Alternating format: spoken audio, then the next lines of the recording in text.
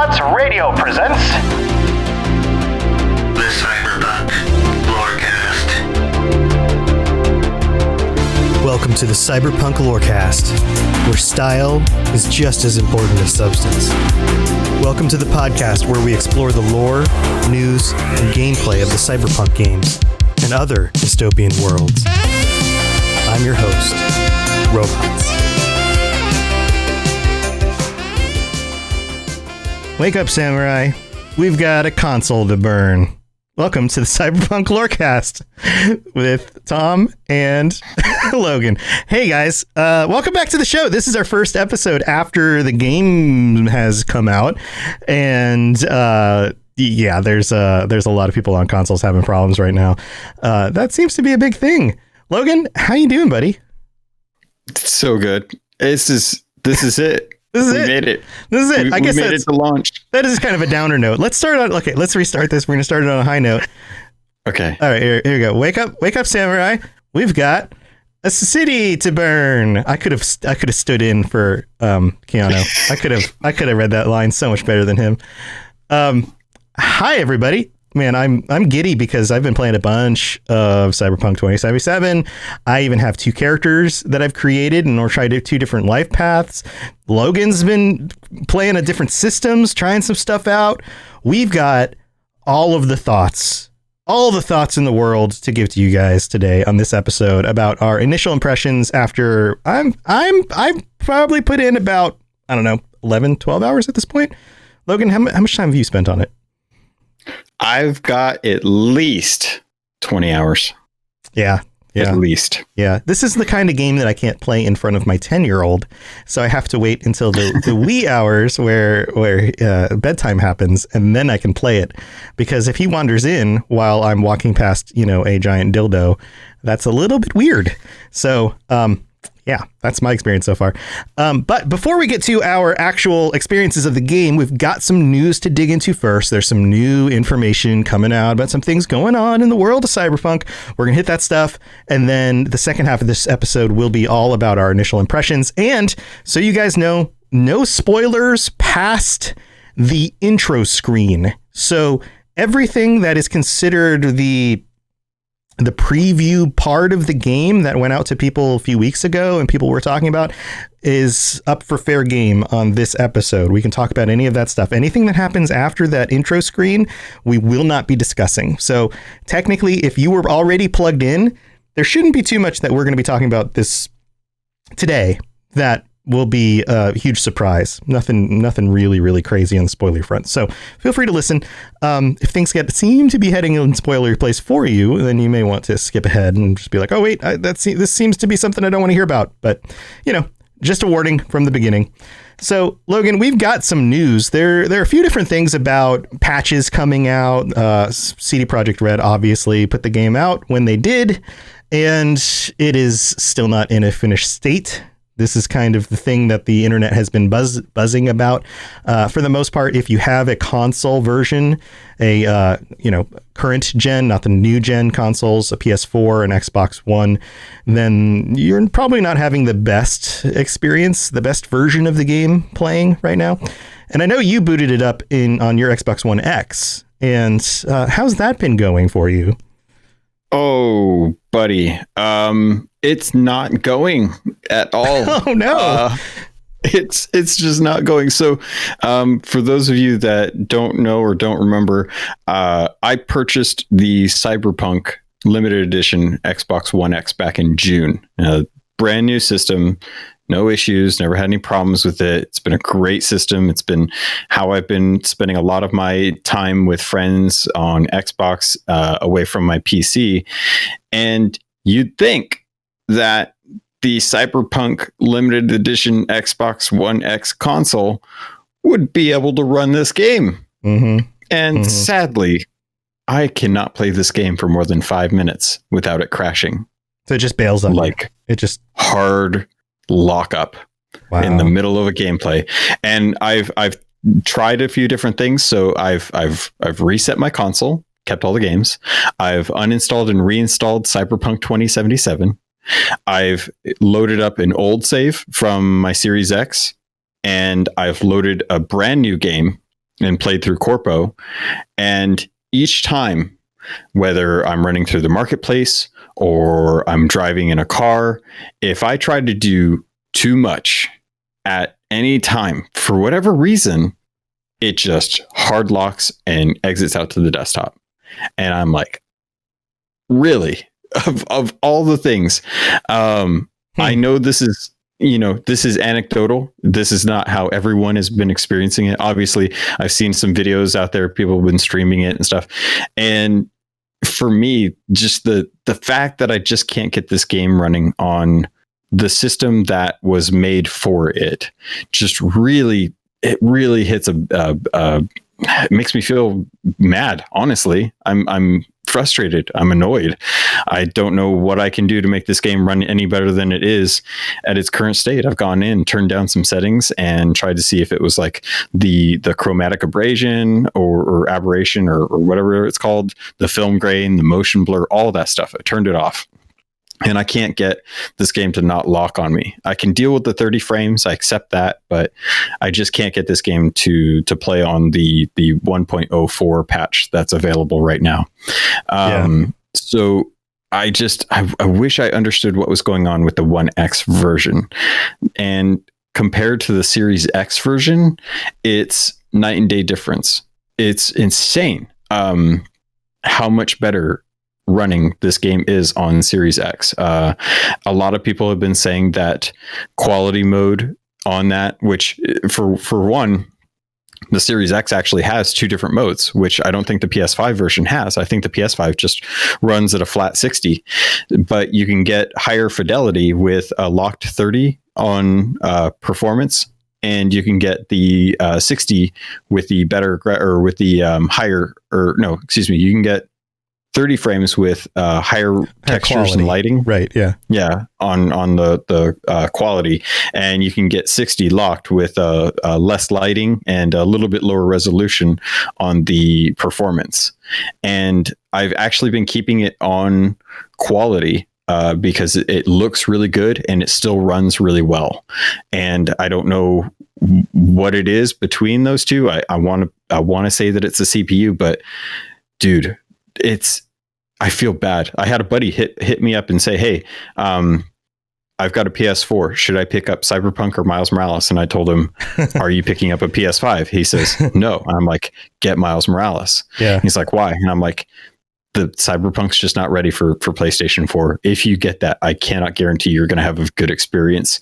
And I wish, going into this week, we heard the reviews. A lot of people were saying that the game was buggy, that they were running into issues with weird clipping, things like that. And I was like, I can get over that. I can look past that. It's a video game. This is a dense game. I can live through that.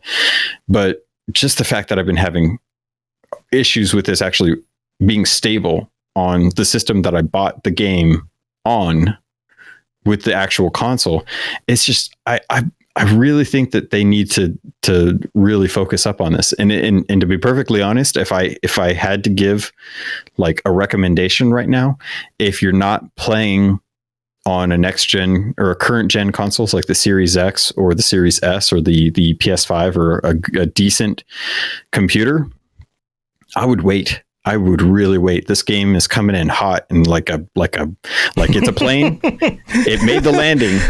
It is not a pretty landing. It's sliding down the runway. It may have lost its wheels, but it's still coming down the runway.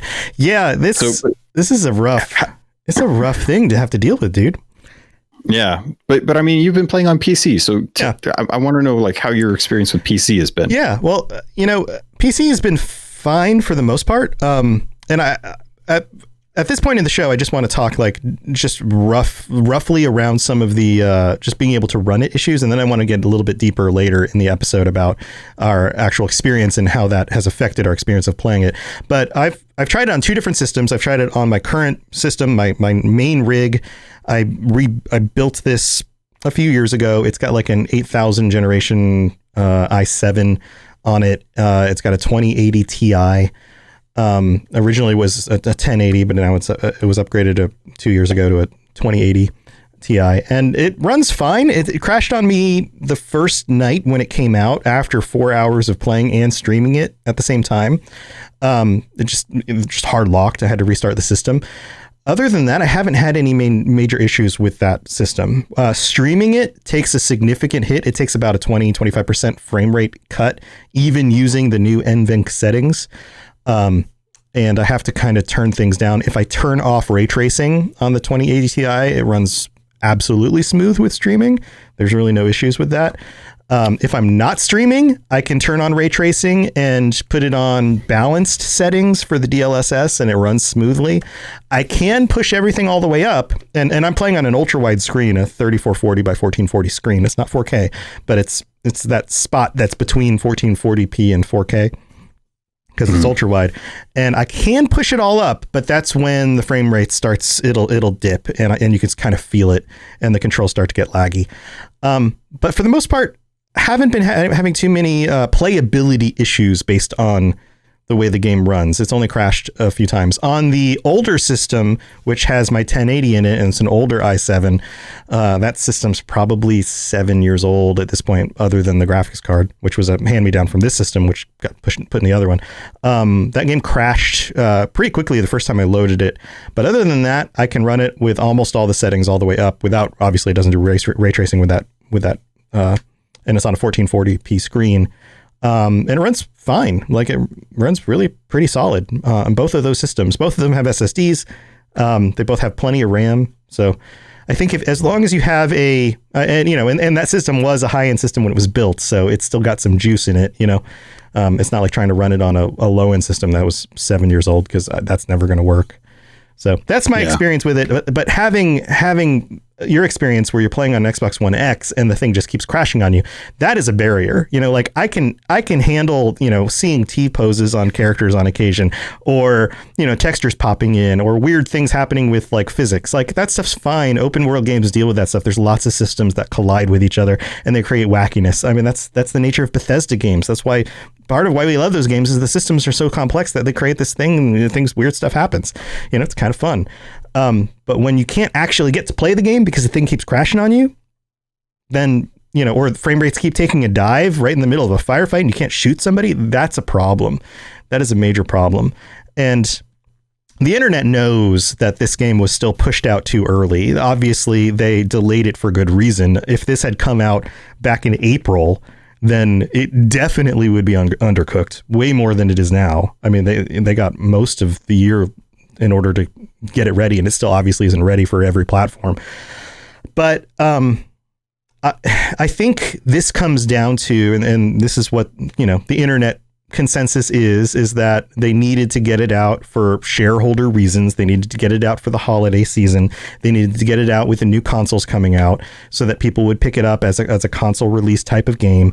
It's the timing was important to get it out now. It's just unfortunate that it's basically it's like an early release game at this point. It's like signing up for something, like you pay $30 for, with the anticipation that it'll be finished in a few years.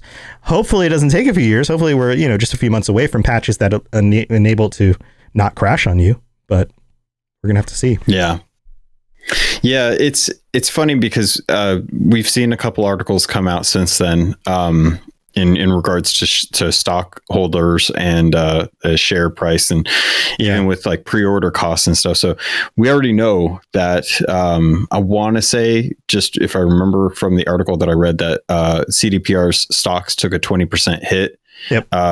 In value before the launch of CDPR. So I want to say that part of that is because of the general consensus around the state of the game for the reviewers.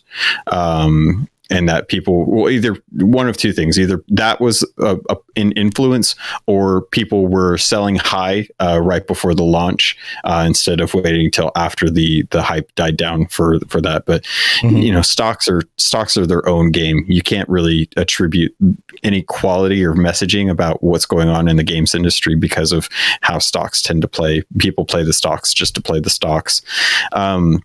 But the pre-order stuff and the sheer amount of pre-orders that this game got just on PC, I think, is kind of insane. Like, this has got to be one of the most hyped games that we've seen, next to, oh gosh, I don't know, what was the last one you could probably think? I'm thinking like GTA 5 is the last time people got this hyped.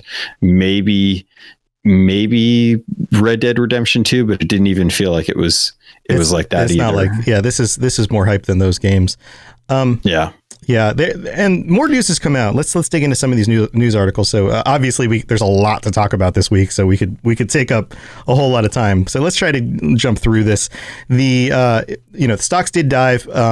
Although because of all the pre-orders, because of everyone buying copies of this game, they've already recouped all of their development and marketing costs. So CDPR is already in the black on this. That doesn't happen for games very often. Something like 8 million plus copies of the game have already been sold. I mean, this is gigantic. They have, and think about their marketing costs. Think about all the marketing they've done. Think about hiring on somebody like Keanu Reeves. Like, there is a lot of money that went into this game. Development for 7+ years. They've already recouped all of that. So hopefully they keep with their track record, because we have short memories. When The Witcher 3 came out, it was buggy as well. All the memes with the horses, with Roach, the horse on the roof, and, things crashing, and the game was pushing the boundaries of the hardware. It runs really well on systems now, but when it came out, it didn't run well on systems. It was having a hard time. I think that this is kind of par for the course. I think this also goes to show how difficult it is to design such a large open world game with systems working together. One of the complaints that I've seen leveled on the internet is the fact that, say, NPCs and cars don't really have very complex AI right now. If you turn and look one direction and turn back the other direction, the cars will respawn. There'll be different cars there the second time you look. If you shoot into a crowd, everybody does basically the same animation. They freak out, they run somewhere and cower, and then they don't do anything else. And I have a feeling that they intended for there to be more AI going on, but because of the limitations of the system and the systems crashing, and oftentimes with systems crashing, that's memory leaks. Complex AI requires a lot of memory in order for individual instances of individual people and vehicles and things like that all to be tracing their own routes, figuring out where to go. That takes a lot of CPU computation. I think that they were probably running up against a wall.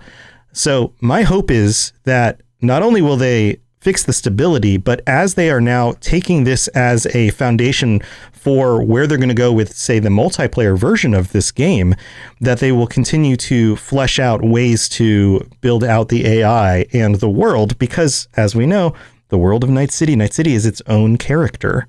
And that's one of the places they really need to continue building this out for it to reach its full potential. But that's not to say that they won't do this. They make huge upgrades to the way things worked in the Witcher games over time. It took time to get there. So hopefully we get to that spot. I definitely will commend them on just the natural state of the storytelling in this game. I was in a particular spot where I was just kind of hanging out with a character, and we were talking through the story, but it wasn't a CGI. It wasn't a pre-rendered video that I was watching. It was me actually interacting in the world with a character, and seeing other characters around, like having the freedom to look around or be able to check out other things. It was so nice to see that there was moments in the game where they have tailored that AI to do a very particular thing, and watching the rest of the tertiary characters in this story act as they normally would and do things that have zero connection to what you're doing there is so beautiful. Yeah. It feels like shops are actually operating when you're in a story thing. I agree. Like, the AI is definitely very simple. I've definitely run into the I've seen this person before situation around the corner, and then you run around and you look and it's like, yep, that is the same character model. And there's only about 7 or 8 different AI walk animations. So you're either like a limping guy, or you're a sexy lady, or a normal depressed person. child. How many depressed children walking around their heads frumped over? That's so sad. It's really sad. Yeah. So I can definitely say like they have hit the wall as far as like what they were able to do as far as custom things, but the world feels alive. It feels so amazing. And I've been loving when I've been playing on my Series X. I've been absolutely enthralled with this game. I can't stop thinking about it. I can't stop wanting to play it.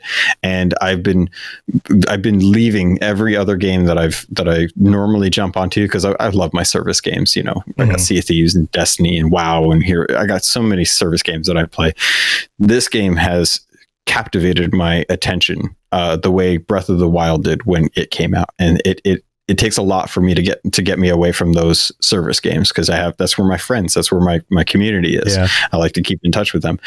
But dude, just in the first 6 hours, like I was looking at my save time on the saves, and I was checking the actual time and seeing how long I've been playing, knowing that, you know, all the reviews that said there's a certain number of hours before you hit the title screen. I'm like, I can feel it getting closer, and I feel like I'm right on schedule for where I should be in the story based on how much time I've put in, and having that natural flow of going from story bit to story bit, but not feeling too constrained. Like it's just like they're going to hold my hand, but they don't absolutely hold my hand with like an iron grip, like a mom trying to drag their child through Disneyland.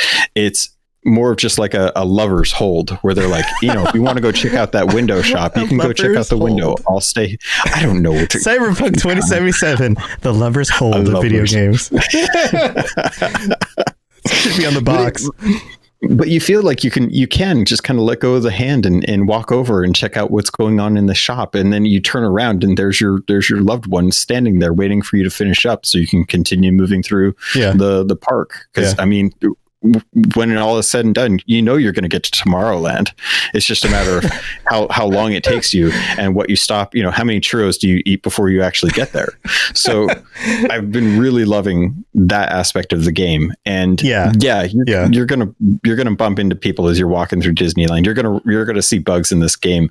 So I agree with you that CDPR has a history of being the folks that stick with a game, and they stick with that game, and they just polish the hell out of that game. Whereas like Naughty Dog will polish the hell out of a game before they even release it. Yeah. And even then they still push it if they think they need a little more polish. And when you do, you expect that game to be perfect out the gate. And it is. And you're like, you just absolutely adore it. But CDPR, everyone kind of knows it's like, oh, okay, well, they're the ones that'll get it running well, and they're committed to giving the DLC out for free for Witcher. They'll probably do some really good stuff with Cyberpunk, and this is their next game. They're not working on anything else. They're working on this, and they want to make sure that people are having a good time with it. So my heart goes out to the dev teams that are having to be working night and day, trying to get these patches out to get this game in a state where it hits for the generation that they advertise for, instead of the last generation playing on next generation hardware. Right. Because I think that's the biggest issue. Yeah. No, I totally have hopes and expectations that the things that we are butting up against, the ugly side of this game, will be ironed out. I imagine that 2 years from now, playing this will be a way more polished experience, and we will probably continue to see improvements in all the little details. And I think you're right. When you aren't being pulled out of the world by noticing, say flaws in the AI, when you're just walking through the story, when you're interacting with the other characters that you're talking to, when you're walking past, the guy chatting with the dude handing him the food, and they've got a conversation going on, and the depressed child on the sidewalk, and the other things that are happening, then the world feels awesome. And it is busy, and it is dense, and it is colorful, and it's full of it's full of all sorts of different emotions and feelings. There's a lot there. And you were talking about the AI and the different characters you've come across. I came across what I think was the most attractive man in Night City. There he is on screen right now, with a savage tattoo and very short white jean shorts with button down crotch pulled all the way up as tight as they can be around his crotch. And he has no other clothing on other than, say, a gold necklace.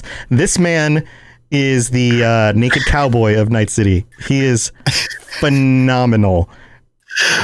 Oh my God, that's amazing. I had to take a screenshot of that one. He looks, oh my gosh, I can't even. But put it back on screen again. I think I have those pants. Oh my God, you have those pants? I think I have those pants because I don't know about you. My character is oh, your character has those pants, not you. Yeah, no, Logan I don't have those pants. Has those pants? No, I wouldn't know what to do with those pants. Are you kidding? Oh my God, I'd be walking around with them on my head. I wouldn't know how to wear those. Come on. So I'm sorry for our listening audience. I tried the best I could to explain it. If you want to see these, check out the Twitter. I'll share them on Twitter. Check out the video on YouTube. Let's get through some of the rest of the news because we've got obviously a lot of in-game stuff that we need to talk about and get off our chests. So another positive note for CD Projekt Red and for the developers is many times when a game comes out, the developers get paid bonuses based on things like the Metacritic score of the game. And the management at CD Projekt Red was kind enough to give the devs their bonuses, even though the total score didn't meet expectations. And I think that this is a place where they realized that they had to push the game out early. They know that the game was getting docked not because of the story, not because of the gunplay, not because of the acting of the NPCs and, those kinds of things. The reason the reviews were docking scores was because, like Logan said, some people just can't get the game to play well on their system.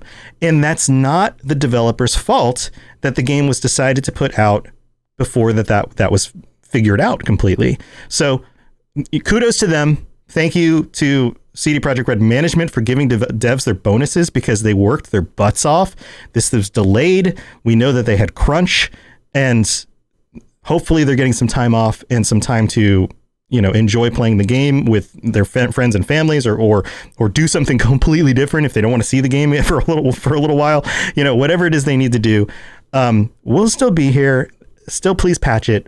We're excited for what's coming down the line, but thank you for treating the devs well when it comes to this stuff, and for being at least the good guys in this situation. Any thoughts on this, Logan? I think it's great. They didn't have to. They did because they realized it was probably the nicest thing they could do. No amount of positive PR from this kind of a move is going to win back the good graces of everyone, and it's not going to impact the bottom line.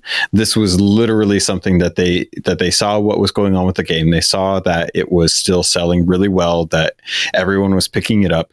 They made back their money supposedly as far as how many pre-orders they got, and at that point, that's a success. If you can break even on day one with your game as far as how much it costs to make and cover the costs of the marketing and stuff, then that's a success. Metascore be damned. It doesn't matter what the Metascore is. The Metascore is just a bunch of people like us saying what we thought about it and then putting a number to it and then having that go onto a website. Like bonuses shouldn't be left up to the whims of the public. Yeah. It should be based off of sales, and this sold really well. So they deserve it. It shouldn't be up to Metacritic. It should be up to how well it sells. If it sells well, cool. You earn the money, spend the money on the people that worked hard to get it to the actual public, because that's what matters. You build a dream and you respect the people that work hard on that dream. Yeah, totally. And there's been a lot of talk about, the game should have been delayed. The game, had they delayed it again, they would have gotten a lot of flack. They're in a rock and a hard place at this point because they gave themselves multiple dates that they said, okay, this is going to come out, and they had to change it. So they kind of dug their own hole here. and they just have to live in it. And it is nice that some people can play it now and it works okay for them. It's unfortunate that others can't, and that's just the state of it at this point. On to some other news. There is and this is kind of exciting, intersection of real world and cyberpunk stuff. There is an actual real world prosthetic that is designed after Johnny Silverhand's hand. Here, check this image out. Pull it up on screen. This is a real world prosthetic that you can now get if you are somebody who needs prosthetic limbs, and so that you can be awesome like a cyberpunk in the real world. I'm sure we'll have very differing opinions about Johnny Silverhand, and if he's, according to Mike Pondsmith, he's not a very nice man, and many of us are starting to realize just how not nice he actually can be. But he's a badass looking dude, and to have a badass looking arm like that, it's pretty cool in the real world if that's something you need. So very cool there. One other thing that I wanted to note, one of the little things that I found while perusing the internet, and I think that, Logan, we're going to have to dig into the lore of this in a future episode, but it turns out, that image is way too zoomed in, and I'll explain it for our listeners. It turns out that when you take a look at the when you're scanning different people to see if they're wanted, you can kind of see what they're wanted for. Well, somebody on Reddit discovered that this individual, this mauler for the animals, was wanted for illegal use of pineapple or pineapple adjacent products, according to the Pizza Discretion Act, which I guess is an actual law in Night City. So I'm sure there are people who are pro pineapples on pizza who will be very upset to find out that is illegal in Night City. Even pineapple adjacent, whatever the heck that means. I don't know. But I thought that was a worth sharing little thing. Logan, are you pro pineapple on pizza? Oh, I am totally pro pineapple on pizza. It is clear this is a dystopian future, folks. This is the route we're going down. If we don't fix things now, this is our future. No pineapple on pizza. Are you friggin' kidding me? It is delicious, nutritious, and tastes just like chicken. And anyone that says chicken? Otherwise is a fool. Wait, it tastes like chicken? Yeah. Doesn't it? I thought chicken tastes like everything. Does chicken not taste like pineapple? Not that my taste buds tell me, but that's the way your mouth works. We're all in the Matrix. It doesn't matter. The code's messed up. I'm sure it's such a glitch. But yeah, I thought this was hilarious. I'm glad so this was just one of the many things that I think I really love about this game are the pop culture references that are inundated in and throughout. So you saw that image floating around.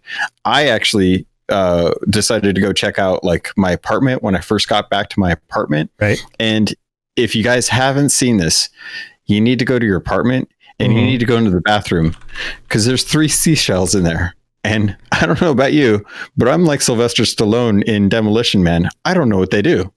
And I'm kind of okay with that, but I absolutely love the fact that that they have the 3 seashells in there. And I don't know if you've messed around with the photo mode much, but there's a bunch of really funny poses in there that you can do. Even one of them being titled "Draw Me Like One of Your French Girls." Nice. And it is a sexy laying down pose. And it's so great. All the different little Easter eggs that they've put into this game on top of. You said you did Corpo, right? For one of your playthroughs. Yeah. When you were doing the Corpo in the very, very beginning of it, did you check your desk drawer? Yep. Yeah. Did you notice a certain magazine in that desk drawer? Yeah, there's a Witcher 3 reference. There's a magazine in there that has The Witcher 3 on it. Yep. So you were right about Siri in a way. It technically is in the game. I have a feeling we'll probably see some more of that stuff's going to leak out over time as well. If you go back to my stream of that night, you'll see it. Like I open up the door and I'm like, oh, look at that. That's cool. Yeah. I love it. Yeah. So we'll get into a little bit more of this stuff in the second half of the episode. What were you going to say, Logan? Oh, I was just going to say that there's just a plethora, and I would love it if our community could use the Cyberpunk channel for photos and try and suss out as many of these references with like a wiki link to what it references. I would love to see some documentation on this. Yeah, our Discord has a Cyberpunk photo mode channel, and people have been posting stuff on there. I got some really cool photos. I'll talk about. I might pull them up as we get a little bit further into the episode.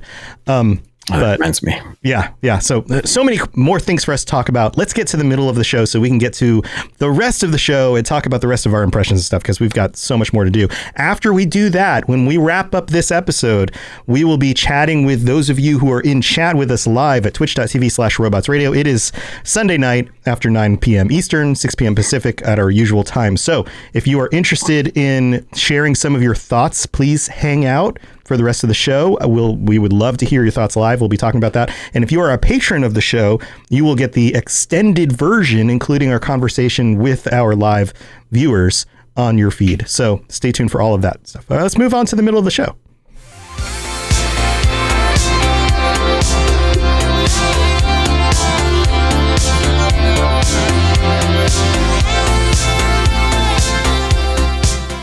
All right. Speaking of patrons, thank you to all of our patrons. You guys are amazing. You guys are what can make us keep doing this show. It's really a lot of it's on you guys to help fund things and keep things going. And in order to do that, we give you back as much as we can put out there for you. Extended episodes early, ad-free episodes, even the ability to join us on episodes of the show. There is one coming up toward the end of this month, so make sure if you would like to join us, check out the higher tier for the Cyber Upgrade tier to join us on this episode. I would love to have a number of you guys join us at the end of this month to talk about your first few weeks of experience playing through this game, because I have a feeling we're all going to be coming at this from different directions, different perspectives, and that conversation should be awesome. So check out patreon.com/cyberpunk lorecast for more information about that. And thanks again to all of our amazing patrons. Thank you guys.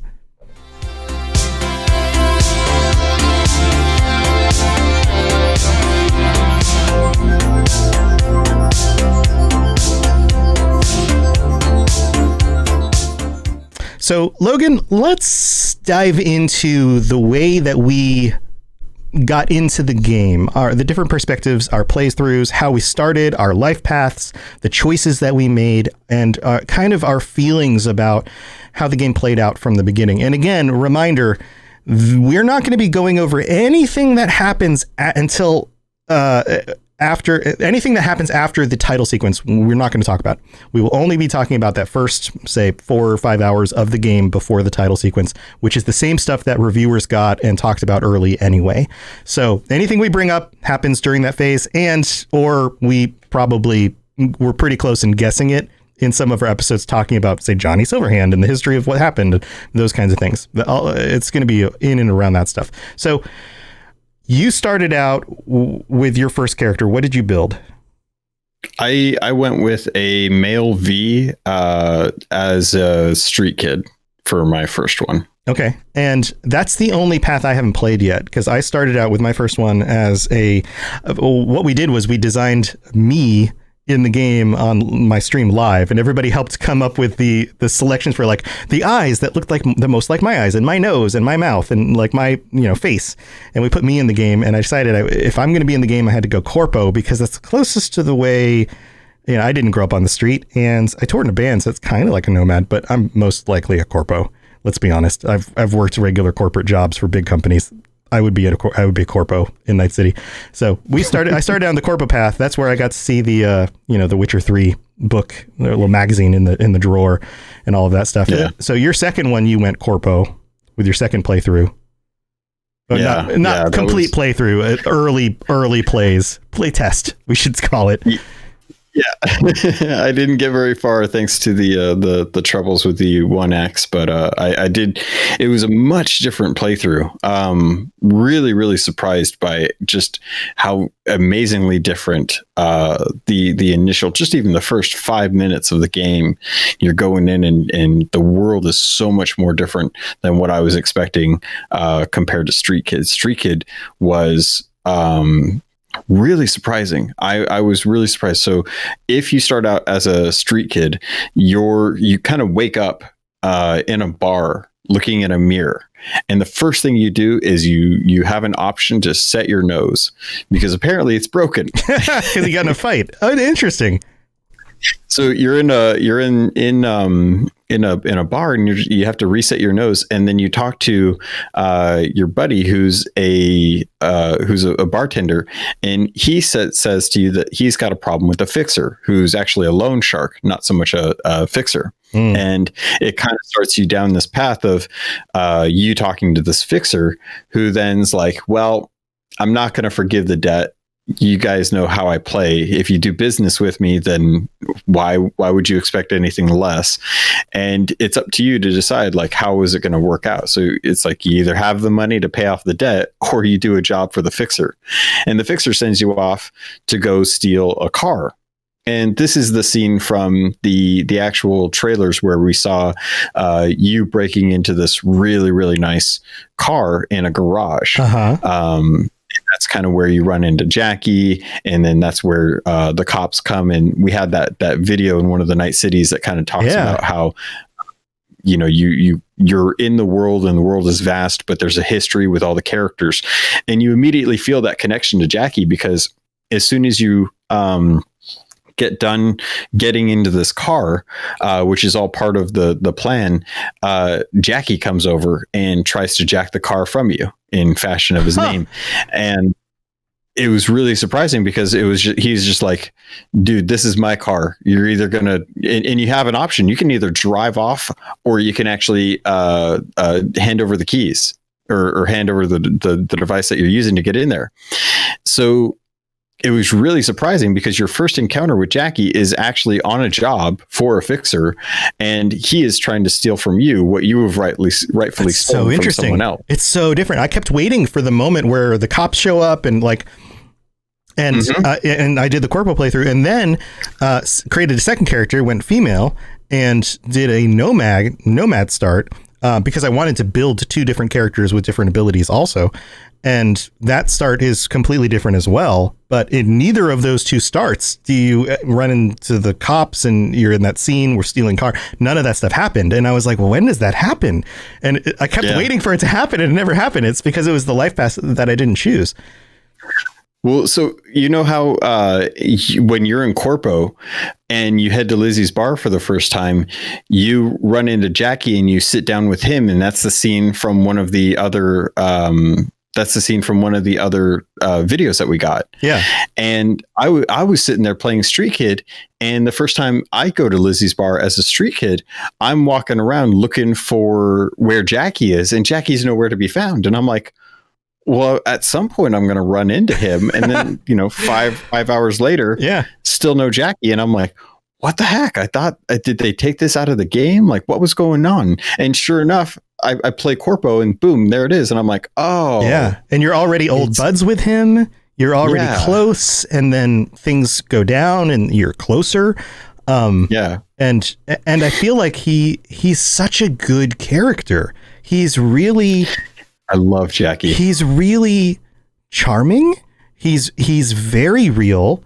He talks about his mom and the girl that he likes, but he's a hard ass, he's such a good character. And it's, I guess this isn't spoilers because we're talking all the way up until the title screen, but it's unfortunate what happens to him. But I think that's part of it, is that they in the beginning of the game, whatever path you take, you end up building this connection, and then they rip it from you. And as a nomad, do you know about the nomad playthrough? You know how that's I haven't gotten to do nomad at all. Yeah, so nomad, you start out and you're in this little town. Your car is broken down. You're trying to get it fixed. So the law shows up and is like, "What are you doing in our town?" And you've left your tribe. You're out on your own. Looking to take a job. You have previously set up to meet Jackie for this job you're taking. That's where the whole the lizard thing comes in. The iguana comes in because it's in a case that you get from Jackie. And then the two of you try to get into Night City, things go sideways, and that's the scene where you're being chased by the Night City authorities at night, shooting. Jackie's driving, and you're shooting at them as they're shooting at you in those big, like black SUV type cars. That's where that happens. And then you make your way into Night City, and you bond with Jackie over a period of time. And of course, they kind of fast forward over the next 6 months or whatever, and then things kind of start to, come together in all the different playthroughs. But that's a completely different playthrough as well. But you have this moment of like, well, okay, we're on this. This is just biz. We're just doing our biz, and then you kind of bond, and then now you're buds, and things go that way. And I have to say, I've played both the male and the female. Did you play male and female? Yeah. Yeah. How do you feel about? They're both good voice actors. I like the voice acting in both. I'm playing my corpo as a very intentional, planned out, careful, more stealthy, more cerebral character because he's a corpo. You gotta plan ahead. You gotta think through things. I'm playing my nomad as much more bootstrapping it. Just kind of like on a whim, emotional. Just very much more solo. She's very strong, and she's very strong-willed, even though she's this petite woman, because the character loadout doesn't allow you to change, say, your body shape or anything like that. But she's. Yeah. But her personality, when you choose those options, is very strong-willed, and especially when you have a lot of strength, you can like there's a scene where you come up and there's three guys sitting on these stairs, and they start kind of hitting on you, and you're trying to get in the place, and you walk up there and you kind of be like, yeah, I just need to get in and talk to so and so, whatever. But like my strength was like 9 by that point, and I was just like, listen, dude, I'm not dealing with this. I'm going to freaking lay you out. Let me in the building. And he's like, whoa. Just chilling. Just joking. I didn't mean anything, and she's just like all business and just like going by the seat of her pants. And I feel like her, arguing, like friendly arguments with Jackie was really sincere, because they like pick on each other almost like they're siblings. Where like they're like, you're a stupid jerk, and Jackie's like, you. But then in the end, they're like we're together on this, and they're having these emotional moments, and they can depend on each other. And so to me, even though I started as myself in the game, I feel like the female V is way more of, at least in my experience so far, the real V in my playthrough. See, that's interesting, because I actually feel the opposite. Yeah, I've been going through as a male street kid, and after so the background behind male V or V as a street kid is that you're back in Night City after a failed attempt to go to Atlanta, and you're getting thrown back into the mix. And when you meet up with Jackie, he's like, well, where do you usually hang out? And you're like, the Coyote Bar. And he's like, you're kidding. My mom owns the Coyote Bar. And you're like, wait, really? And he's like, yeah, I'm surprised we've never run into each other. And you're like, yeah, I'm surprised we haven't. And it's like, he's like, well, let's go get some food. And you're like, so what, we're now buddies? Because at this point you've already been you've been let go by the cops, because the Arasaka guys came, and they're like, tie their legs and throw them into the river, make sure they don't show up. And this guy's like, no, I grew up in Haywood. I know these guys. They're good kids, but they're just trying to, they don't need to die over this if you're not going to press charges. So the cops break your nose again for the second time in like 30 minutes. Jeez. And you wake up again after the cops knock you out, and you're setting your nose for the second time, which is really funny. But you're sitting on a street corner with Jackie, and you're just chilling, and you're just like, man, what a weird world. And he's like, yeah, let's go get some food. And you're like, what are you talking about? And he's like, my mom makes really good food. Let's go get some food. And you're like, we're buddies now? And he's like, yeah, let's go. Duh. I'm hungry. Yeah. And it's so sweet. And he's always hungry. He's always hungry. I was waiting for you. I got hungry, and he's just like sitting there eating. It's like Chinese food. He's always hungry. Yeah, he's always hungry. Reminds me of such a good character. Yeah, he reminds me of the character in Ocean's 11 that Brad Pitt plays. He's a charismatic, lovable guy. He's got a lot of brains. He's got a lot of charm to him, but he's always eating something in every scene. Yes. And it's so funny.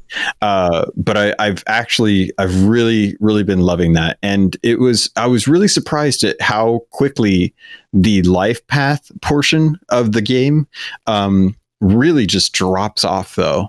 I've had some dialogue options where Street Kid is an option, and I think we can get into it and when you're ready, but I used some of the dialogue options similar to how they showed in the videos that they've shown to get out of some interesting situations. But outside of the first mission where you go to rescue the chick with T-Bug and Jackie, which so far I've seen on the 2 life paths that I did. I'm assuming that Nomad has that mission as well. It's kind of like your first. Yeah, that's where everything kind of mission converges. Yeah.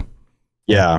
So after that, I feel really surprised that life path doesn't really impact as much. In fact, I was really surprised at how quickly Corpo went from being a Corpo to being a solo, and I was like, well, yeah, dang, I didn't really get to live that life, did I? It ends quickly. They come down on me. So I was really disappointed by that because I kind of expected that going into Corpo, you'd have a little more tie-in with things. You'd have a little more, like you'd have a nice apartment that you would go to, and you just, you'd meet up with Jackie on the side for old buddy's sake, and it would be a little more story driven around that, because it feels like, at least with Street Kid, it feels like you're with Jackie and you're meant to be with Jackie because you're both underdogs in this world, and both of you are fighting to scrape together some sort of notoriety. And it feels so impactful when 2 street kids finally make it to the afterlife and finally get to go there, and it's just like, this is a world that I'm not used to, and we made it here together. And it felt so good to have that, because it felt like it belonged. It felt like you'd known about this for so long, and you tried to go to Atlanta and you tried to have a really good life, and it didn't work out. And here you are, rock bottom, but you just happen upon this guy who is willing to be buddies with you, even though he has no reason to, except that he almost stole the car that you were going to steal. And you kind of realized it was like meant to be, and to get to go to the afterlife together after that first mission, it was like, oh yes, that's so awesome. Yeah, that's interesting. That's the experience that I wanted. It's interesting. Yeah, I expected that we were going to get different starts, and then the game would kind of converge, and that we would just kind of have different dialogue options based on our background. I assumed that it is very hard to develop a game that has very divergent paths for a large portion of the game, because you're effectively designing 3 separate games at the same time. That's very hard to do. So I kind of expected that would be the case. So I wasn't disappointed by that. But it is very interesting to me how the different start makes you view your character and your character's motivations and the way your character is interacting with the world and other characters. Yeah, I think that's really, really interesting. So let's talk about some of the things that happen when you get past some of this initial stuff. You get to the mission where you have to link up with Militech, and you have to deal with the Maelstrom gang. Remember this? You got to go get the little walkie dude, whatever he was called. Yeah, little spider bot. How did you handle that? So when I got there, I was going there to meet up with... This is Street Kid Street Kid? Yeah, this is Street Kid me. This was the furthest I got. I didn't get very far in my Corpo. Thank you, Xbox One. So as I was getting there, as soon as I was going there, I knew I was meeting with someone, and I knew that they were going to be a little high strung. And when I got there, I immediately got grabbed, had a gun pointed to my head, and so you went to the corporate meeting first, because you can choose to go to Maelstrom first, or you can choose to meet the. Oh yes, yeah. So no, I went to the meetup first, because I kind of knew what was coming, which is kind of a bummer, because I feel like that part kind of played out the way that it played out in the same video. But I met up with her, and as a street kid, I just kind of like told her, chill out, back off. This isn't a big thing. And once she kind of vetted me, that was the point where she was like kind of like like, hey, you know, I'm trying to find this mole. Who sent you? And I'm like, nobody sent me. I got sent by Dexter Deshawn. She's like, bullshit. Who are you from? And I'm like, seriously, lady, I'm just a street kid. So after a while, they're like, all right, well, are you going to work with me, or are you going to, you know, what are you going to do? And I'm like, well, I'll take the credits. You know, you pay for it. I'll get you the damn bot, or get you the info that you need. And after I met with her, I went in to meet with the Maelstrom gang, and I played it cool through most of it. Like I went and I had found out that I can't remember what his name was. What's his name? Had Royce? Bought there was Royce, and there was the Maelstrom guys. Dude. Yeah, Dexter paid the original Maelstrom. Yeah, the original guys, boss, not the first boss, and then Royce is the boss that off the first boss. Yeah. Yeah, so I met up with Dum Dum, who I absolutely adored. I love Dum Dum. He is so cool. I love that he has the name Dum Dum. He calls you a straight edge princess if you turn down the drugs. Yeah, see, so I love that. I think Brick. It's thank you, Ben. Brick is Ben. Yeah, so I found out about Brick from Dexter, and I went to go talk to Dum Dum, and Dum Dum's like, he was offering the drugs, and the street kid option gives you the opportunity to be like, oh, I know what that is. That's some good shit. And Jackie's like, what? And I'm like, yeah. And he's like, you know your stuff, man. So Dum Dum offers it to me, and I hit it, and me and Dum Dum were just kind of like hanging out, and he's like, you're cool. I don't know about you, Jackie, but you're cool. And that the whole funny. Whole garage doors opening up, and Dum Dum's demoing the spider bot, and Royce is like kind of watching things over. And he gets pissed off and comes over, and he hits the garage door, and then he like comes out. I love the impact of that. So impactful. And I saw him back there when he first showed up, and I'm like, that's Royce. He's going to come out. And sure enough, bam! And he puts a gun right in your face. Yep. Yeah. So did you put the gun back in his face, or did you fight him? Like, what did you do? So I played through this in two very different ways. So finish yours, and I'll explain what I did. Yeah. Okay. So Royce has got a gun in my head. I pull a gun and I stick it up against his head, and Jackie pulls out his guns and starts pointing at the other two Maelstrom gang. And I push back against Royce, and I'm like, here's the money. But the money that the shard that I got, because I went tech, I ended up clearing the virus off of it before I went in. Okay. Yeah. So credit was clear, and I told Royce, I'm like, look, Militech is onto you. Here's the money. You can check it out. So he walks over, he hands it to the dude, the net runner in the chair. The net runner checks it out, and he comes back and he's like, shit. Well, this sucks. All right. You guys are fine. You can have the bot, but get out of here. You know, and I'm like, cool, awesome. And then what happened? I got the bot, and then Militech attacks, and Militech starts storming the entire garage, and everything is starting to go to hell. So Maelstrom is fighting Militech is fighting there, and Militech brings in a whole robot, a huge bot shows up. Yeah, and Roy jumps in his power armor and starts mowing down the actual sentry bot, and I'm just like, oh, this is awesome.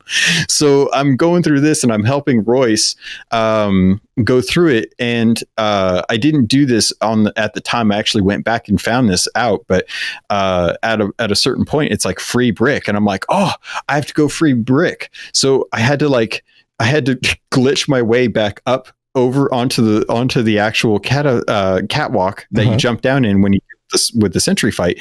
And I actually ran back around, found the code, found Brick, talked to Brick, and Brick's like, get out of here. I know what I'm doing. And I'm like, okay, sure. Yeah, that's why you're in this cell. Whatever, Brick. And but he says, he's like, I owe you for this one. And I'm like, favors that's going to pay off later, I bet. So after we defeat Militech, Royce is sitting over there gloating over the fight, and I'm like, thank you. And he's like, what do you mean thank you? I just saved your ass. And I'm like, no, I tipped you off to Militech. You guys would all be dead right now. And he's like, all right, whatever, thank you. And I'm like, oh God, he's a freaking jerk. So I go over, and Dum Dum's sitting at the end of the thing, and Dum Dum's like, hey kid, that was cool. And he's like, here, take this. And I'm like, oh, your drug inhaler? He's like, yeah. And I'm like, oh, drug inhaler. Oh my gosh. So I get the drug inhaler and I go out. And sure enough, Meredith Stout is nowhere to be found. But the dude that she had like beaten up in the back of the vehicle is standing out there. And he's all like, stand down. I know this cat. And I'm like, what the hell are you doing here? He's like, well, Meredith's out. She's friggin' went haywire. So I'm in charge, but I still don't know who the mole is. And he's like, and I'm like, all right, well, you know, here's the information that I have and whatnot. And he's like, all right, I got to go talk to Royce. And I'm like, this seems really weird. You're just going to go talk to Royce. All right. And that was the end of it. And I was like, cool. I didn't have to kill Royce. I found Brick. I got the inhaler, which is the important part. And I guess the bot thing afterwards. Yeah. But I was like, it was such a cool moment to be able to play through a street kid. And I'm like, oh, this is what a street kid is all about, man. Being able to talk to people who are in this underground world the way that you need to be able to like, dude, it's the corpos you got to hate, not me. I'm not your enemy. The corpos are. Right. So, okay. So how did yours go? Okay. So there's places where it was the same and places where it diverged. So, and I played through it differently on Corpo as I did Nomad. So first I played through Corpo, right? Yeah. Went talk to Militech, but I could talk Corpo with her and I knew that she was being pressed by management and that she was being stressed and that she needed more from me than I needed from her. So I was able to talk her down. And she still took the dude that she thought was the mole and threw him back in the trunk and left. But she gave me the shard, right, with the cash on it. But I messed up the mini game to clear the shard of the virus. So it still had the virus on it. You didn't scum save it? No, I just went with it. I was like, crap, I messed it up. So I just went with it. Oh, I got to. That's how I learned the game. I got to the gang, talked to Dum Dum, sat down. He gives me the hit, but I'm like, I'm a corpo. I can't be doing drugs, you know, like that's not my thing. So I turn him down. He calls me a straight edge princess. And he's like, whatever, straight edge princess. And then of course Royce comes out, gets in my face. We kind of have it out with each other, you know, like guns in the faces like you had. Hand him the shard. But then I tell him, I'm like, Militech has a virus on this. You better scan it first. It's got your money, but you better scan it for the virus. I was straight with him about the virus being on it rather than letting the virus fry them or whatever it was going to do. So he feeds it into his Netrunner dude over on the side, and the Netrunner dude goes, whoa! Ah! And he gets all messed up from the virus. And he's like, you're right, this thing's hot. And then he like clears the virus. They take the money. That's when Militech shows up. You know, the S hits the fan. Everybody starts fighting, and I'm thinking to myself, well, this is ridiculous. I did not expect myself to be allied with Maelstrom fighting Militech. We fight through stuff, take out a lot of dudes. Their dudes are not attacking, you know, Maelstrom's not attacking me, so we're all shooting at the Militech guys together. We get to the point that I never did go back and find Brick and let him out. We get to the point where they bring the bot in, I clear the bot, we kill it, we get out with the device because they had handed it over to us already. And dude's waiting out there, and we talk with the dude, you know, and he's like, he lets us go, right? But like Militech's all showed up with their cars, and all the agents are there and whatever. But yeah, and it says, you know, the lady that we talked to, they offed her, whatever, move on, right? Second playthrough, Nomad, and I go, you know what? I'm just going to go to Maelstrom first. I'm not going to deal with the corpos at all. I'm just going to go to Maelstrom, show up, get in that first room where they start making fun of you before you can go in and meet Dum Dum, right? And I'm like, I could just take all these guys out. So I just take them out. I just open up and I off like, I don't know, 7, 8 of them right there. I'm just like, if I'm this headstrong person, I don't have anything to, I'm a nomad. I just want to get in and get that bot. I didn't bring any money. I don't have a card with money on it. I'm just going to bust in, kill everybody, take the bot and leave. So I take them all out. I get in the main room, fight those guys, find the bot in the back room where they go get it to bring it out to you when you have the meeting, grab the bot, steal as much crap as I can after I kill a bunch of people and kill, you know, pick off their bodies and things. Get to the room where the robots would have shown up if Militech showed up. Militech never does show up, which is interesting. They don't show up at all. But Royce is in his power armor, and I have to take down Royce. And Royce was a lot more difficult to fight than the robot that Militech sent to me because we had all the backup from all the Maelstrom guys also fighting the robot. So fortunately, I had enough like electric grenades or whatever, or EMP grenades that I was able to wear them down and took them out. And then left out the back. And it was just empty. It was just dark and empty. There were no vehicles. There were no lights. There's no soldiers. It was just me and Jackie leaving going. And Jackie's like, yeah, that's the way you get stuff done. And I was like, that's right, Jackie. That's what we do. Completely different playthrough. It's amazing. I expected Militech to show up anyway because I was like, oh, that's going to be hard scripted. They show up no matter what because they're on this thing. Nope. Just completely cut them out. By the time I talked to Dexter, he's like, so what happened with Militech? And I was like, I didn't need him. I was like, I don't need corpos to be in on this. I just took care of it. And Dexter's like, all right, you do what you got to do as long as you get me my bot. And I was like, yeah. Oh, that's so surprising. Yeah, I always wondered like what it would be like if you don't tell. Like one of my playthroughs, I definitely want to go through that, and I definitely want to see what it's like when I don't tell anyone about the virus, and I just want to see how the virus reacts to if Royce still goes over and sticks it in one of his net runners, and finds it. Yeah. Like I'm really curious. Yeah, no, I scum saved the hell out of that minigame because I was like, this is going to be something that as a netrunner I'm going to be doing a lot of, so I need to figure out how this goofy mini game works. To be perfectly honest, I really like it. Good. Really enjoy it. It took me a few tries before I didn't scum save it, and then I got to a harder one and I just failed it immediately, and I was like, oh, I guess that's not how this works. And then eventually I was like, wait, no, you got to find the one that's still on the line with the other one that you need to go next. And then if you can double it up, then you can get both of the things unlocked, and figured it out. But. Yeah, it took me a while to understand that the buffer size on your card is what makes a big difference in how many of those breaches you can actually get through. So my biggest issue right now is, for one, if you scum save it, the numbers in the code changes on load in, so you can't just memorize the path and try a different path. You got to do it. That's good. The same or a different way each time. Yeah. Also that the way that how many different spaces you have gives you more opportunity. And I was checking out some of the Ripperdoc mods, and they're like 8 buffer size, and I was like, oh, do so much hacking. I could hack everything. I could do so much if I had 8. Why am I sitting here with 4? 4 is so crappy. I need 8. So I was having a really, really tough time on who I should pay off or if I should buy these really expensive cyberware parts first to see how that goes. But I definitely like the hacking in this game. It's a lot of fun to do stealth kills to scavengers who are under a stairway, who are not expecting anything. And they're like, and they're just looking around. Somebody's hacking me. What is going on?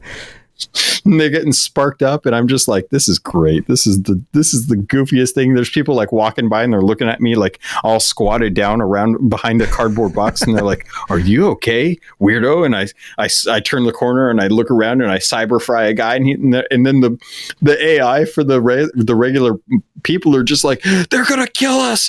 Run away!" That's great. And I'm like, nobody's coming around the corner to see what's going on.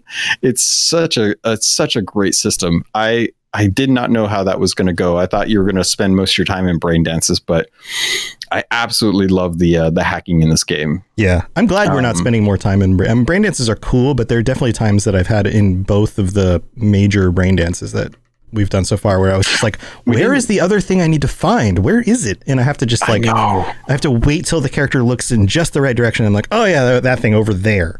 Okay, I found it. It was a little more than I cared to spend time doing.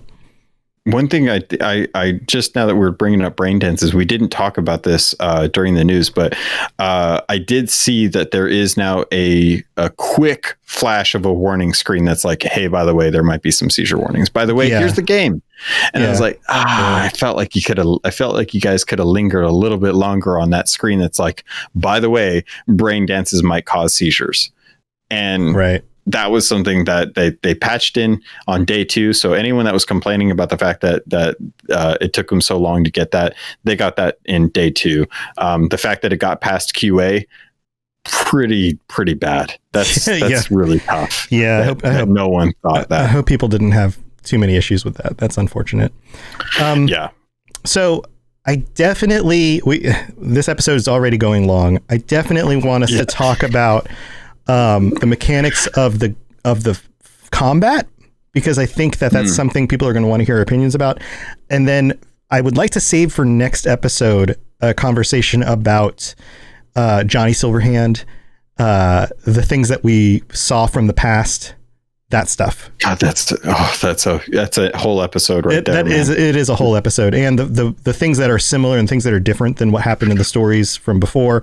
Like there's some divergency there. Well, let's save that for the next episode, because I think that's okay. The next episode would be a little bit more lore focused, and I think that we can probably talk about how that works, the character of Johnny Silverhand, the connection, the similarities and differences between what we knew about the lore and we've talked about before and what this is now showing us. So we'll do that next week. But how do you feel about the gunplay, the melee combat, the fist fighting, the weapon usage, like any of that stuff? How do you feel about all that? Yeah, as far as the gunplay goes, I have found myself gravitating towards handguns more. Interesting. But I generally, so here's kind of my layout right now. When I first got going, I had a really nice pistol, and I used a nice pistol.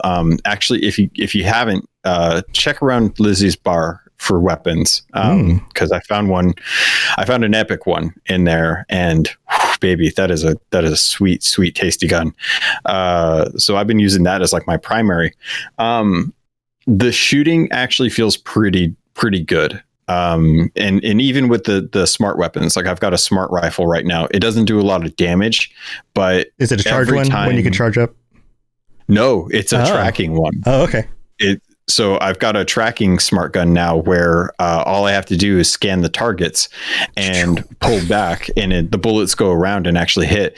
The trouble with that is it's not like pinpoint accuracy. It's like general area. So where if I had gone and just used like my handgun or maybe like a shotgun, I probably could have done more damage or at least gotten headshots. The smart weapon keeps me out of danger, but the trouble that I run into with those kind of weapons is if I'm not far away, because obviously I gotta scan them, so I gotta be at least line of sight for at some point.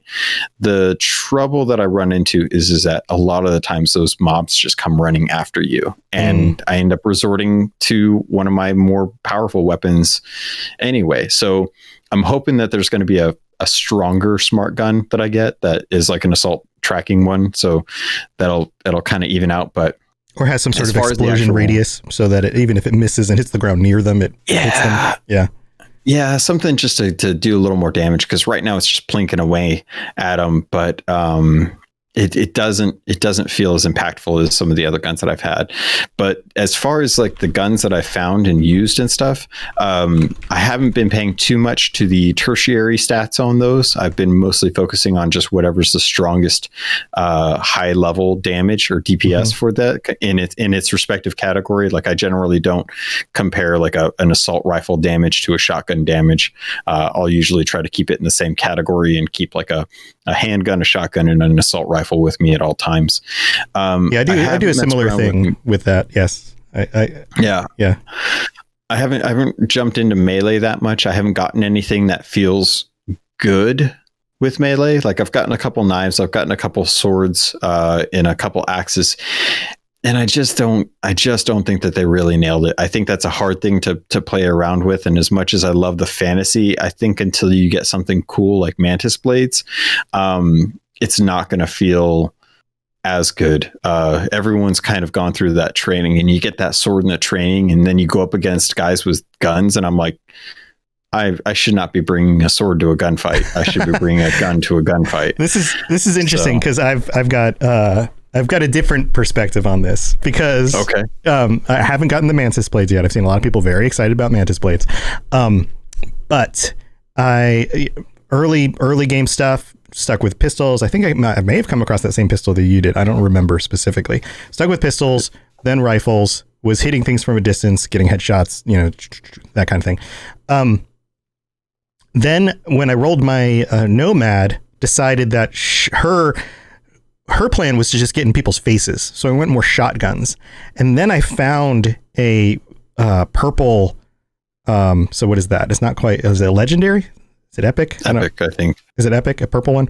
I found a purple katana, and the combination of relying on the shotgun, getting up close, and then switching to katana when you need to like reload or whatever, and just like I feel like a ninja monster. I feel like I'll sneak up on dudes, and I'm not particularly sneaky, but I get close enough that I can just like blam them with the shotgun, right?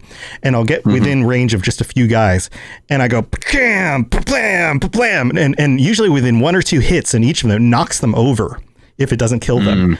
So I knock over everybody. Then I pull my blade out, and I go from each one to the next, like chopping their heads off. And then by then, there's another dude around the corner who's like shooting at me. And then I take cover again, pull my shotgun out, reload my shotgun, and then rinse and repeat. And like, I'm just like in the thick of it until I'm like out of harm's way. And then I'm in the thick of it and I'm out of harm's way. And I'm in the thick of it and out of harm's way. And I find it very satisfying to just like jump between lots of dudes real fast and just like take their heads off. And especially if you're sneaking and do like a heavy attack, oftentimes you'll just like one hit, head gone. Shotgun katana. And this is actually a good time to bring up the fact that I've been spending, outside of playing the game, I've been spending time creating builds for YouTube. So if you check out the Robots Radio YouTube channel, just search Robots Radio YouTube or click the link in the show notes. You'll see I created a Judge Dredd build, which is like a gunslinger build that uses it has survivability because he's hard to kill and can use tech weapons like Judge Dredd can. It's like pistols and tech weapons. Then I created a Sombra Overwatch build, who is more of a net runner, like techno mage, who uses submachine guns as a backup when things, go bad. These videos are doing amazing on YouTube. I'm super proud of them because they're doing really, really good. And in the pipe, I wanted to create some tank builds.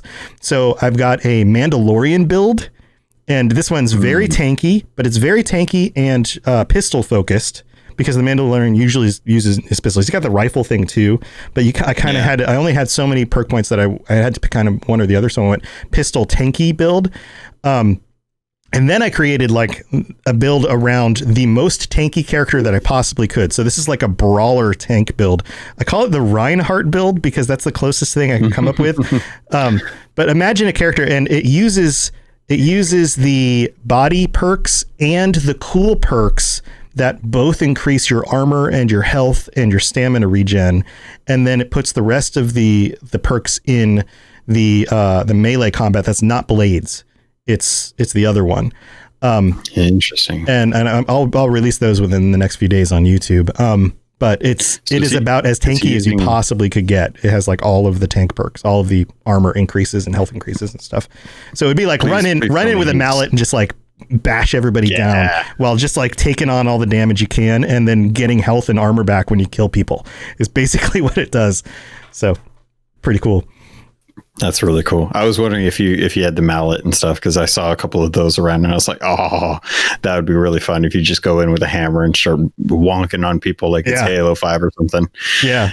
That's cool. Yeah. I love it. I want a character that like, and this is my plan, is to do all these different characters around inspired builds by other popular characters that are still usable. And they may not necessarily be min-maxed. I mean, something like the Reinhardt build is very much min-maxed for armor and health regen.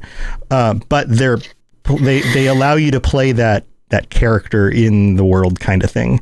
Like I'm thinking about maybe like a Genji build, like a cyber ninja build that throws things, because you can build out one. So if you go the stealth route, stealth is actually split between being stealthy and being able to throw knives that do poison damage. So if you go knives and poison damage side of that, along with katanas and extra stamina and speed, then basically you've built Genji. Like you're just zipping around, chopping everybody up, throwing knives at everybody and killing them all. And sure, Genji doesn't do poison damage, but that's what's available in the tech tree. So I'm extremely interested to see, the more and more I play through this game, what the actual like weapon loot is going to look like with the different mobs that you fight. Because right now in like Haywood and Japantown, a lot of what I'm running into are like Uzis and assault rifles and pistols and stuff. I really have not seen the breadth of like knives and hammers and throwing weapons that I'm hoping would actually help build out some of these builds, because obviously they've designed the game to offer some of these things, but unless you're finding the cool weapons to support it, you really kind of have to rely on crafting and upgrading your weapons, which we talked a little bit about it, but I'm really not 100% certain on how much I like the upgrade path for weapon armor that I look like. Because we'd mentioned this, and I'm pretty sure it's before we started recording, but I have not really felt like the gear that I get is what I was expecting when going into this game. Everything that I put on is based on its armor value and the perks that it has, as far as like rarity and stuff. And it makes me walk around with like a blazer with a baseball cap in Daisy Dukes with combat boots, and I'm like, what am I? This is not the look I'm going for, world. The look I wanted. For a world where style is more important than substance. That's one of the taglines. I mess with that tagline for the show, where I say they're both equally important. But they need a transmog system. It needs to be put on the items that have the armor stats that you want, and then maybe you go into a crafting menu and you can make them look like another item that you already own and it's in your closet or something, so that you can constantly look the way you want to look, but still have the benefits of the best items you've collected so far. Well, the weird thing is that they have that full body outfit. Yeah.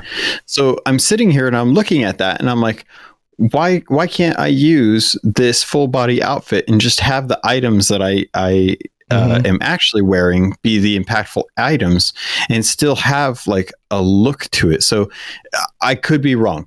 People that have like got 50 hours in this game, they may be sitting here listening to this thinking like, Logan, you're a complete idiot. If you just go talk to the clothing dealer, you'll actually see there's a whole costume that you can wear. You just have to go buy the costume and you can wear whatever stupid Daisy Dukes you want with whatever, googly eyed glasses you have that give you the plus and your 45 and your cat ears and your high heels all at the same time.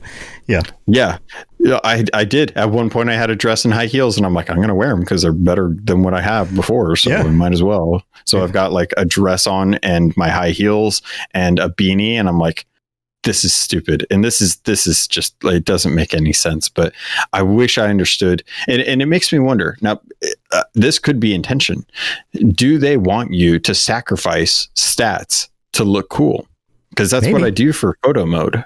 Yeah. Like, are they trying to push, like, are you going over style over substance, or are you going over substance over style? Like, are you picking the stuff that's better based on what it has as opposed to its things? And do you build and play around in the fact that you're like, yeah, I look cool. I'm not as strong as I could be, but I damn look cool. Right. That's a good question. Go off of that. That's a really good question. Have you, one last question, talking about fashion, other than the suit that you get, have you found any other items that are full body outfits? I found one. Yes. What have you found? I found a hazmat suit. Yeah, I found a hazmat suit also, and it just looks like this dumpy thing, especially on the female model. You just like it's like my little fedora hat, my dumb glasses, and my dumpy hazmat suit. I was like, why would I ever wear the hazmat suit? What is the point of this? Yeah, I don't get it. There was when I did the brain dance for Parker, I did get a business suit that I had to wear when I was going into the motel to get the chip. That is the only other one that I was able to find. And I was cool with that because it fit with the story. Right. But outside of that, I haven't seen anything else that takes advantage of that. But I will continue to wear whatever, derpy thing I got to wear. Yeah. So that's another thing for people to share on our Discord is yes. What I want to see is, in order to max out your stats for your armor and whatever you're doing in the moment, what is the derpiest outfit you can put together? Because obviously we could all put together a derpy outfit. What is the derpiest outfit you had to wear in order to make sure that you were combat ready? Because that's funnier. I want to see pictures of that. And on kind of a closing note, I've got a picture. I think this is the coolest picture I was able to get so far in photo mode. I have it up on the screen now. It's one of the scenes where you're being chased by these guys with mantis blades on bikes, and I caught one up in the air, like flying through on his bike, and I thought that was really cool. And he's got the blades out, and he's about to come land down on the car. It's one of my favorites I've captured so far. I've got a really and I hate the fact that I can't, for whatever reason, it doesn't look like it's actually uploaded. Oh no, it did. Okay, so I've got one of the best. I wonder if you might be able to grab this in time. But I got this photo, and everyone and their mom is posting photos of Judy. So I had to. So I'm gonna see if I can throw this. Are you messaging it to me? Yeah, your personal one on Discord. I'm gonna see if you can grab this. Yeah, on Discord. Okay. Yeah, I'm watching for it to come up. Grab this because there it is. This is one of my favorite photos I've gotten of Judy. Yeah, and she's such a cutie. She is such a cutie. She's got such an adorable face. But yeah, I absolutely love the photo mode. The one problem that I have with it is that it is not as free of a camera as the brain dance camera is, and I really kind of resent the brain dance because of it. Because I just want that really free, fast moving camera, and the camera that's in the actual photo mode, it still orients around V, ties to your character, even in. Yeah. And I'm like, no, I don't want it to. I want to be able to get a really good shot and not have to have it orient. So I got to hide V all the time, and I have to try and get the right angle, but it's always constricting. They need to unlock that. They gotta put a patch in there to give you a free roaming camera like in Brain Dance. Yeah, I agree. I had the same issue with that. So yeah, I totally get what you're saying. Where are you coming with that? Well, I think that does it for this episode. Everybody, thank you for being here. I hope you guys are getting to play and don't have too many bugs and can enjoy the game. I think overall, other than the bugs and some of the missed potential with, say, the AI and some of that stuff, this is clearly what we were looking for. And I think when it comes to the storyline and the characters, that it's hitting it out of the park. I think that there are definitely moments where even in the first, 8 hours that I've played through in total in one of my playthroughs, we're seeing, the game has heart. It has heart. It asks you questions about, it is doing the thing that Cyberpunk does so well, where it's asking you what it means to be human in a world where humanity is rare. And it's a philosophical game. At its core, it's a philosophical game about what it means to be human, and that's what makes movies like any of these cyberpunk movies so interesting, is that they're all asking that question, just in different ways. And it's pulling from a lot of these movies too, like we talked about with these little hints and things, but also in characters and the way the characters are designed, the kinds of people that you come across.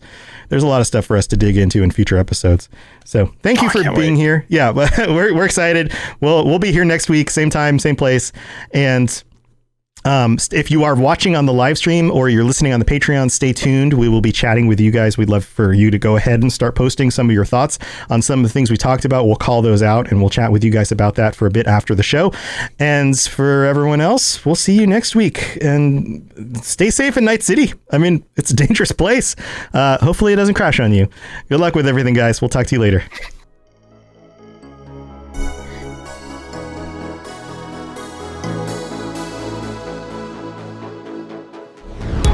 Thanks for tuning in to the Cyberpunk Lorecast.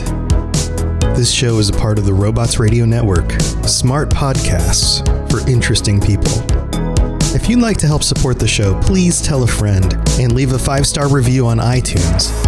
If you'd like to get in contact, please send an email to cyberpunklorecast@gmail.com or follow us on Twitter at cyberpunklore. Also, join the community on the Robots Radio Discord. The link is in the show notes. The music on the show was written and performed by The Midnight and was used with their permission. Go check them out at themidnightofficial.com. Until next time, stay safe in Night City. We'll talk to you later. You've been listening to a Robots Radio podcast. Smart shows for interesting people. Check out all the shows at robotsradio.net.